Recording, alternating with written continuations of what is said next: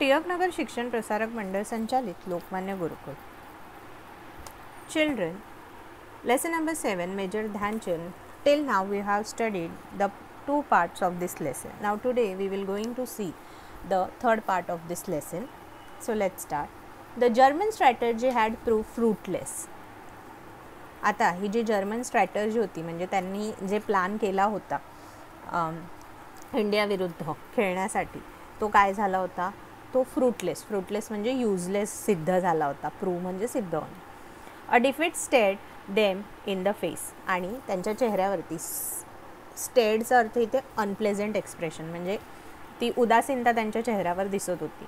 Some of the frustrated German players then resorted to a rough game, आणि हारत असल्यामुळे हे जे जर्मन प्लेयर्स होते त्यांनी फ्रस्ट्रेशनमध्ये काय केलं तर रिसोर्टेड म्हणजे टर्न टू, म्हणजे ते एका वेगळ्याच प्रकारचा गेम खेळू लागले. रफ गेम म्हणजे कठीण. द जर्मन त्या रागामुळे ते थोडंसं कठीण खेळू लागले, म्हणजे जाणून बुजून समोरच्याला इजा करणे वगैरे असे प्रकार जे केले जातात. Okay. The German goalkeeper pounce on Dhyan Chand and hurt him. आता पाउंसचा अर्थ काय, जम्प ऑन. त्यामुळे जेव्हा जर्मन्सच्या लक्षात आलं, जर्मन खेळाडूंच्या लक्षात आलं की मेजर ध्यानचंद एफर्टलेसली खेळत आहेत, तेव्हा त्यांनी काय केलं, त्यामधल्या एका गोलकीपरने जाणून बुजून त्यांच्यावर उडी मारली. But Dhyanchand was a true soldier. पण ध्यानचंद जे होते ते एक खरे सैनिक होते. तर इथे सोल्जर म्हटलं आहे. सोल्जरची उपमा का दिली आहे, कारण सोल्जर ही काय करतात, कशीही परिस्थिती असली तरी ते शत्रूशी लढा देत असतात. म्हणून इथे म्हटलं आहे major Dhyan Chand was a true soldier. After a little first aid he immediately return to the field and held the spectator spell bound with his game. आता स्पेल बाउंड म्हणजे काय, spell बाउंडचा earth to hold somebody's attention, म्हणजे त्यांनी जे स्पेक्टॅटर्स होते, म्हणजे जे लोक ती मॅच बघायला आले होते, त्या सर्वांना त्यांनी आपल्याकडे आकर्षित करून घेतलं. त्यांचा जो गेम होता, त्यांचा जो खेळ होता त्यांनी. At last he scored the last goal of the match just as the game drew to close. The Indian team had won third time in a row. आणि लवकरच मग त्यांनी काय केलं, शेवटचा गोलसुद्धा केला आणि ती जी मॅच होती ती ते जिंकले. आणि तिसऱ्यांदा ह्यावेळी ऑलिम्पिक्समध्ये तिसऱ्यांदा इंडिया जी होती ती जिंकलेली होती हॉकीमध्ये. It was a hattrick. Indians were the third time winner of the Olympics gold medal. Although Hitler left the stadium before the match was over, he was impressed by Dhyan Chand's game. हिटलरनी जरी ती match संपण्याआधी तो stadium सोडून गेलेला असला तरी त्यांनी जितका वेळ ती मॅच बघितली, त्या बघितलेल्या मॅचमध्ये मेजर ध्यानचंद जो होते त्यांच्या खेळाने तो प्रभावित झालेला होता, त्याला आवडलेला होता त्यांचा खेळ.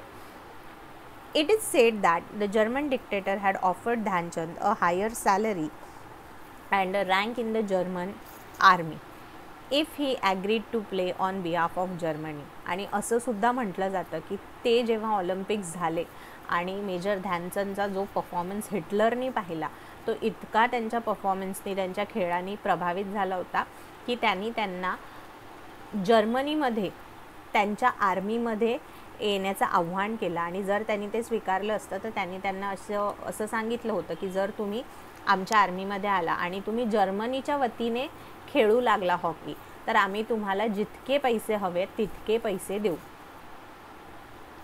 But Dhyanchand turned out the offer. पण ध्यानचंद जे होते त्यांचं देशावर प्रेम होतं, त्यामुळे त्यांनी ही ऑफर स्वीकारली नाही.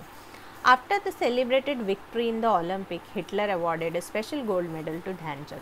आणि म्हणून त्यांच्या गेमला बघून तर प्रभावित हिटलर झालाच, पण इतकी मोठी ऑफर देऊनसुद्धा एखादा व्यक्ती त्या ऑफरला नाही म्हणतोय, ह्यानी सुद्धा तो जास्त प्रभावित झाला. आणि म्हणून ऑलिम्पिक्सचे गेम झाल्यानंतर त्यांनी स्वतः त्यांना एक gold medal, special gold medal त्यांच्यासाठी त्यांनी बनवलं आणि ते त्यांना देऊ केलं. म्हणजे काय, ते एका रीतीने त्यांनी त्यांचा सन्मान केला की नाही. Because if will see in today's world, if somebody will offer you a good money, obviously the person will listen to that person, but very few are there who will think about their country and everything, right? So Major Dhyanchand was one of those people. You may be aware that hockey is our national sport. आता तुम्हाला माहीतच असेल की hockey हा आपला भारताचा national sports आहे. Major Dhyan Chand's birthday August 29 is celebrated as national sports day in India. आणि 29 ऑगस्ट हा आपण भारतामध्ये स्पोर्ट्स दिवस म्हणून साजरा करतो. आणि त्या दिवशी काय असतं तर मेजर ध्यानचंद यांचा वाढदिवस असतो. The famous national stadium in Delhi is name after the great hero Dhyanchand. Who knows perhaps one of you may carry the legacy of Dhyanchand further and win a great glory for our country. आता इथे काय म्हटलंय, कदाचित तुमच्यापैकीच कोणीतरी major Dhyanchand सारखं आपल्या देशाचं नाव उज्ज्वल कराल, आपली ही जी लेगसी आहे ती पुढे घेऊन जाल असा त्यांना विश्वास वाटतोय. आणि म्हणूनच हा धडा तुम्हाला दिलेला आहे की तुम्हाला काहीतरी इन्स्पिरेशन मिळावं. मेजर ध्यानचंदचं हे तुम्ही जो या धड्यामधून त्यांचं जे व्यक्तिमत्व तुम्हाला पाहायला मिळालं, whatever you have learned about Major Dhyanchand, you may get inspired by that and you also do the same thing for our country. And you should also someday you should take on this, you should carry on this legacy, and you will also what you can say win some of the medals for our country and you will make our country proud. So that is the reason why this chapter is given in your book. So this story is adopted from the Major Dhyanchand by Sanjay Dudhane, sports writer. Now children, as you can see on the screen, these are the few important points about Major Dhyanchand are given over here. So I'll read it. The lifeless hockey stick used to come alive in the hands of Dhyanchand. Lifeless म्हणजे ज्याच्यामध्ये जीव नाही अशी hockey stick जी आहे ती जेव्हा major ध्यानचंदच्या हातामध्ये यायची तेव्हा तिला काय येऊन जायचं, तिच्यामध्ये एक जीव येऊन जायचा. When he dribbled, the ball just wouldn't leave his stick. आणि जेव्हा ते त्यांच्या हॉकी स्टिकनी बॉल जो आहे तो इकडे तिकडे मूव्ह करायचे तेव्हा काय व्हायचं, त्या हॉकी स्टिकमध्ये आणि त्या बॉलमध्ये एक प्रकारचं नातं तयार व्हायचं. Some people even stole his stick and broke them open to see whether they contained a special glue or magnet. काही लोकांनी तर त्यांची ही जी हॉकी स्टिक होती ती बऱ्याचदा तोडली हे बघण्यासाठी की त्याच्यामध्ये त्यांनी एखादं मॅग्नेट तर नाही लावलेलं की बॉल एवढा त्यांच्याजवळ आकर्षित होतो त्यांच्या स्टिकजवळ. Dhyan Chand was even made to play with other ordinary stick, but even then his play was as charismatic as ever. आता बऱ्याचदा असंही झालं की लोकांनी त्यांची स्टिक तोडली आणि त्यांना दुसरी स्टिक देऊ केली हे बघण्यासाठी की त्यांच्या स्टिकमध्ये खरंच काही असं तर नाही आहे की ज्यामुळे ते प्रत्येक गेम जो आहे तो चांगल्या प्रकारे खेळतात. पण हे केल्यानंतरसुद्धा काय झालं, त्यांनी त्यांचा जो कॅरिझमॅटिक गेम होता, कॅरिझमॅटिकचा अर्थ नाव ॲज यू कॅन से करिश्मा करणारा किंवा वैभूतिक ज्याला आपण मराठीमध्ये म्हणतो, तो असा गेम त्यांचा तो नेहमीच खेळत राहिले. Charismatic you mean to charismatic means the thing which is having a charm, that is called charismatic. So जरी त्यांना ती साधारण स्टिक देऊ केली तरी त्यांचा तो जो चार्म होता त्यांच्या खेळाचा तो तसाच राहिला, त्यांचं जे वैभूत्व होतं ते तसंच राहिलं. Dhyan Chand real name was Dhyan Singh. Dhyan Chand ह्यांचं खरं नाव ध्यानसिंग हे होतं.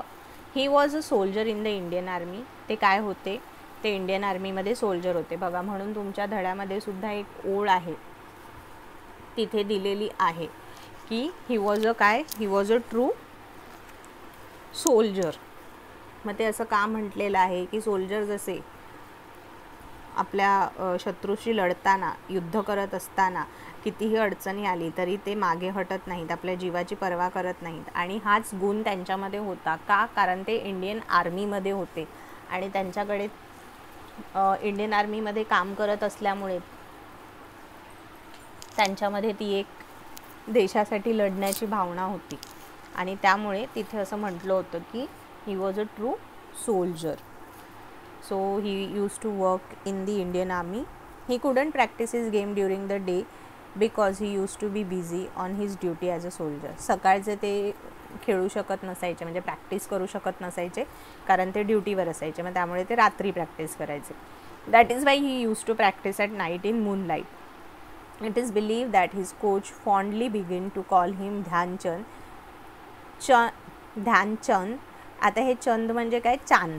Okay, Dhyan Chand meaning moon. आता हे ध्यानचंद, चंद हे कसं लागलं तर चांद, कारण का ते रात्रीचं ते प्रॅक्टिस करत असत, म्हणजे रात्री जी मूनलाईट असते म्हणजे चंद्राचा जो प्रकाश असतो त्याच्यामध्ये ते प्रॅक्टिस करायचे, त्यामुळे त्यांचे जे कोच होते त्यांनी त्यांना हे नाव दिलं होतं Dhyan Chand. The name stayed with him, आणि ते नेहमी त्यांच्यासोबत तसंच राहिलं. So I hope children you have enjoy the lesson. If you have any doubt you can ask me. Thank you.